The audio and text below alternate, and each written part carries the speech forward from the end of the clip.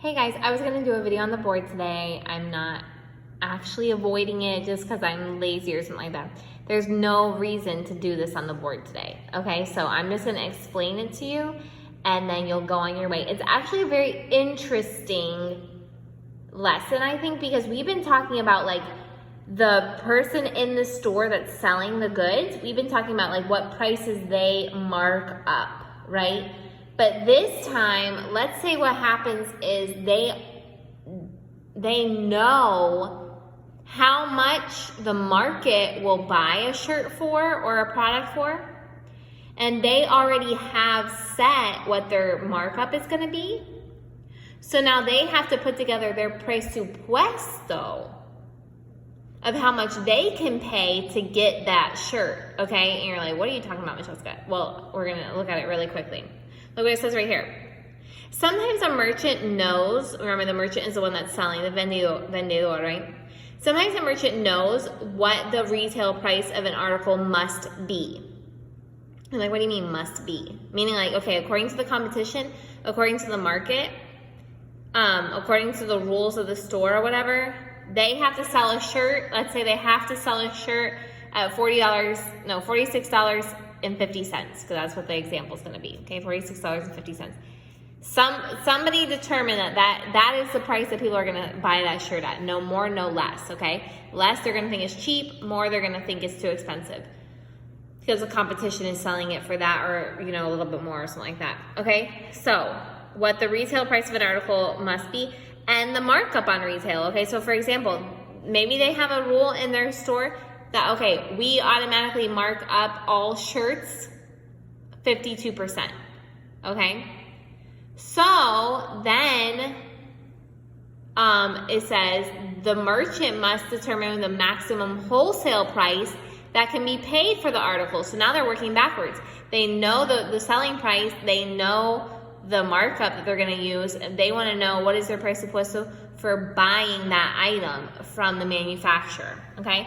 So what it says right here, the tall shop sells a certain line of men's shirts for $46.50.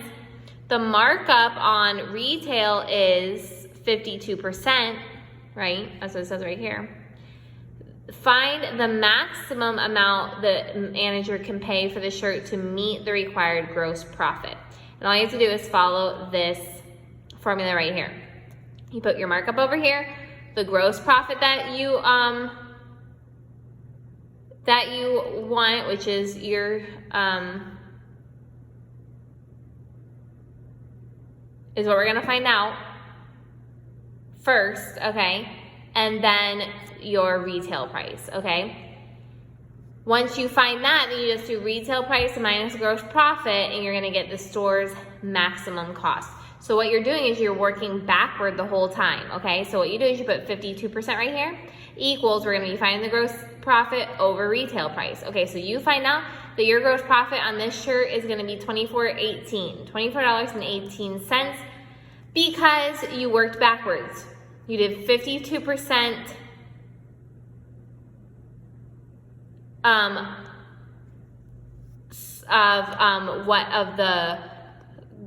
above the retail price, above the manufacturer price is going to give you your retail price. So that means your gross profit is going to be $24.18. The retail price now was, we already know, $46.50 minus the gross profit. That must mean that they bought the shirt at $22.32. Okay, so what does that mean? Now we can go forward again to show you how they got that, right? They bought the shirt at $22.32. They marked it up 52%, so they increased this by 52% and got this, right? This minus this gives you your gross profit, and that's what we've been doing. But now they get to work backwards and find out what their presupuesto is by using the markup and the retail price that they've already determined. And that is your lesson. So looking at your problem number one, I'm not going to show you, but I'm going to look at it. Number one's answer is gross profit is $24 and your merchant's cost is $56. Okay, so that is your answer for number one. If you have any questions, just let me know.